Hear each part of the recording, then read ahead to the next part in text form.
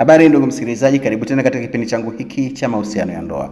Tunaendelea na mfumo wetu wa afya leo, maambukizi ya njia ya mkojo UTI kwa wanaume. Ni jinsi gani unapata maambukizi wewe mwanaume? Hii leo tunazungumzia huyu ni mwanaume. Watu wengi wanaamini kuwa UTI ni tatizo la wanawake pekee, lakini ukweli ni kwamba wanaume pia wanaweza kupata maambukizi ya njia ya mkojo, yani UTI, na mara nyingi huleta usumbufu mkubwa kama hayatatibiwa mapema. UTI ni nini?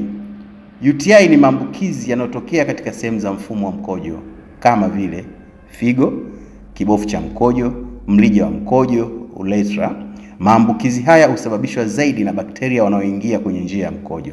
Dalili za UTI kwa wanaume: maumivu au kuwaka wakati wa kukojoa, kukojoa mara kwa mara hata kama mkojo ni kidogo, mkojo huwa na harufu kali au rangi isiyo ya kawaida, maumivu ya chini ya tumbo au kiuno, wakati mwingine homa na uchovu.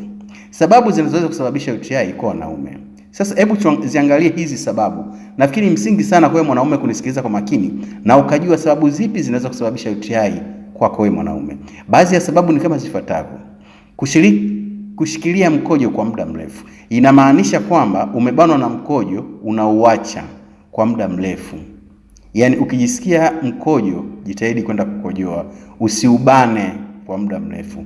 Hili ni tatizo.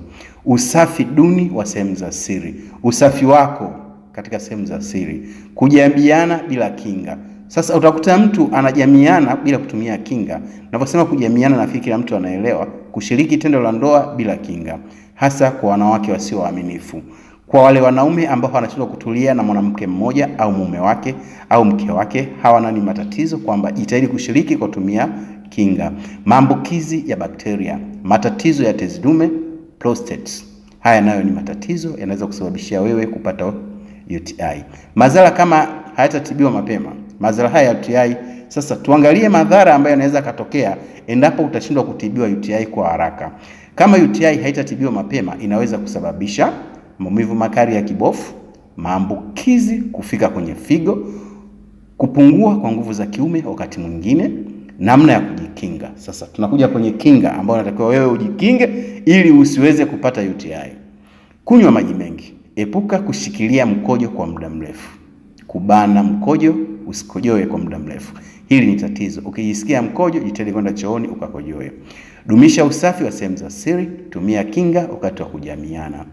Hitimisho, UTI kwa wanaume ni tatizo linaloweza kudhibitika kabisa kama litagundulika mapema. Ukiona dalili zozote, ni muhimu kuchukua hatua mapema ili kuepuka madhara makubwa zaidi.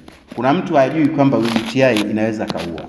Lakini sasa unafikiri kama umenisikiliza kwa makini, hapo unakuta kuna kitu nimekwambia, unaenda moja kwa moja mpaka kwenye mfumo wa figo kwamba hiyo ni UTI inatambaa.